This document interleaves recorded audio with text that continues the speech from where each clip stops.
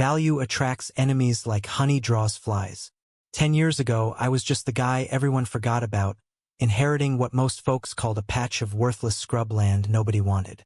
Fast forward to today, and that same land's worth over 10 million bucks, and suddenly, I'm the neighborhood villain. You ever notice how the congratulations never show up? Just the cop cars? Week after week.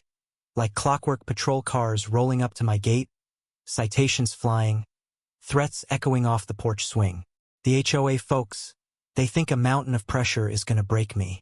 But what they don't get every time those officers knock, I'm just building my case.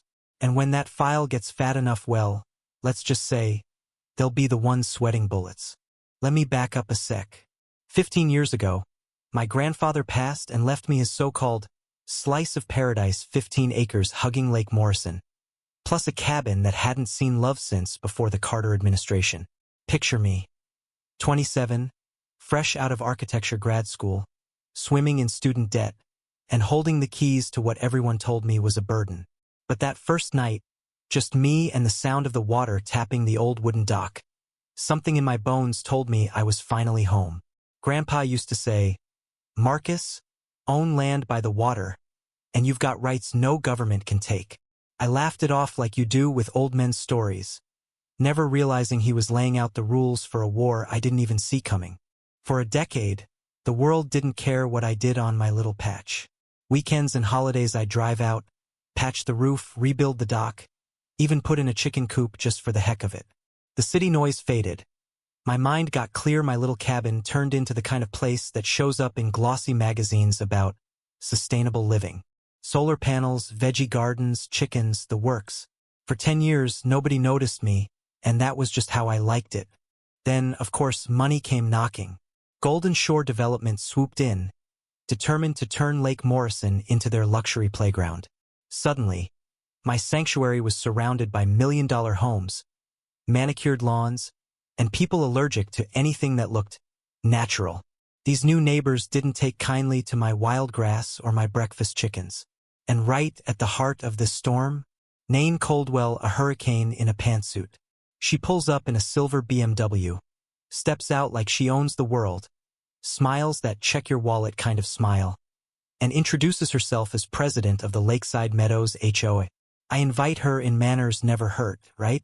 And she turns down my coffee, making herself comfortable as she picks apart every detail in my cabin, from Grandpa's fishing rods to my blueprints scattered across the table.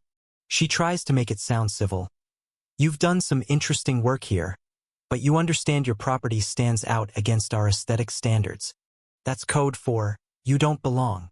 She slides me an offer $2.5 million, not even close to what lakefront goes for around here, and wants me gone. I thank her, say no, and instantly the room drops 20 degrees. She hands me her card, scribbles time-sensitive on the back, says she hopes I won't regret it. That's when I realize, yeah, this is a threat. Not the kind that's loud and messy, the kind that's written in tidy cursive on a business card. I marched down to the county office that afternoon, dug through plat maps and legal docs. Sure enough, my land sat well outside the HOA's grasp. Nain had zero authority, just a vivid imagination and some scheme she was cooking up. 1 week later, the games began. An official-looking envelope jammed in my doorframe, code enforcement demanding an inspection for community health and safety. A private security firm was coordinating with county officials. 7 days notice or else. That night, beer in hand, I sat on the dock and stared into the sunset, wondering what the hell I'd gotten myself into. I figured Nain was behind it, but I had to be sure, and I needed ammunition. If they wanted a paperwork war, I'd make it one. Next day, I started my own evidence file. A week later, they arrived in force. County car, security SUV, patrol cruiser. First thing I did was start recording. The code enforcement officer, Jennifer Walsh, looked like she wanted to be anywhere but my property. Behind her, 2 security guards looked fresh out of a Hollywood casting call, and Officer Bradley, who looked too young to be mixed up in any of this, brought up the rear.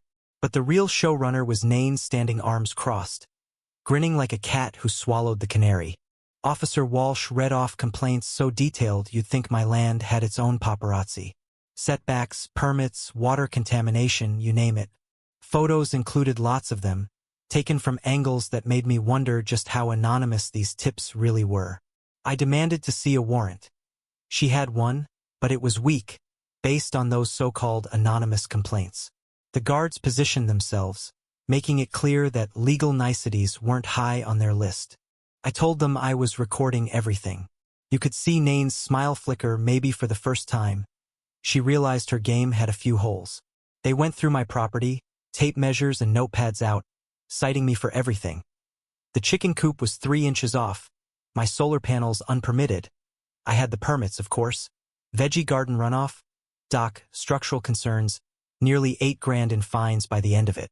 The security team was laser measuring my cabin to the water line for a routine inspection. Right?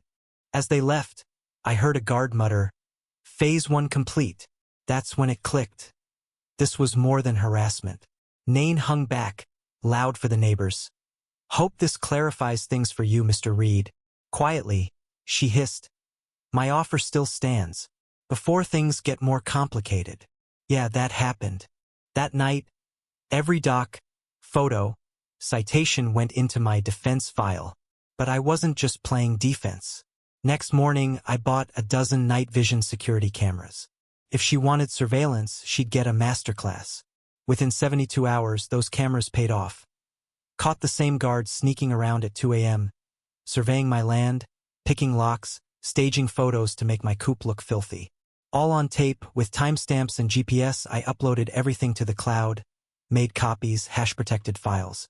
They wanted to play dirty, but I wasn't just going to roll over. Then came the twist. My guardian angel, Jake Morrison. Guy's nearly 70. Hands like tree roots. Been living on the lake since before Golden Shore was a sparkle in any developer's eye. He shows up, sits down, and starts pulling out decades of paperwork, old deeds, news clippings, emails. Turns out, Golden Shore tried to buy my land for $8 million before the HOA was ever formed. When Grandpa's lawyer turned them down, they got creative. Set up the HOA, installed Nain as president. And get this, her husband? CFO of Golden Shore. That's a conflict of interest the size of the Rockies. Jake's own daughter got squeezed by a similar scheme buried under violations until she lost her house. Different HOA, same tactics, he said, bitterness in his voice. The pattern was clear. Weekly citations, media campaigns painting me as the nuisance. But with my security cameras, I could prove trespassing, staged photos, outright fraud. I started keeping a litigation journal, issued formal litigation hold notices to the HOA, developer, and county. Made it a crime for them to destroy evidence. By month 2, I was facing $47,000 in violations for everything from vegetation management to water feature modifications. That's when I started digging through Grandpa's old deed. Hidden in the fine print. Not just land, but riparian rights, legal control over a chunk of the lake, plus the main water line for the whole development ran right through my land. Suddenly, I realized Golden Shore needed my land, not just for the view, but for the water. Without my easement, the whole community dries up. So I'm sitting there, maps spread out, realizing I have way more power than I thought. But knowledge means nothing if you don't use it. That's when things really escalated. Golden Shore's lawyers came after me, threatening lawsuits for public nuisance, interference with essential services. You name it, inspections doubled. Now the sheriff's deputies were showing up, told I was some kind of extremist. But Officer Bradley, bless him, took me aside and quietly said, "This feels like harassment, not law enforcement. Document everything." That little nudge gave me the push to go nuclear. I served litigation hold notices to everyone involved, demanded preservation of all records. You know what happened next? The board blew up. Angry calls. Nain showing up at my gate fuming, demanding I stop playing lawyer. That reaction told me everything. There were skeletons in every closet. Then Jake delivered the final puzzle piece. Golden Shore was quietly buying up every lot around the lake, aiming for a resort and casino complex. But they needed all the shoreline, including mine. A whistleblower leaked a contract. If Nain got me to sell under $6 million, she'd pocket $12 million herself. This wasn't just bullying. This was extortion, fraud, bribery, racketeering. With everything in hand, I bided my time until the big HOA meeting main stage, packed house, every neighbor in the room. She tried to paint me as the villain, my property as an eyesore lowering values. That's when I stood up, briefcase in hand, and calmly laid out my deed, the maps, the water rights, and best of all copies of her $12 million payday contract.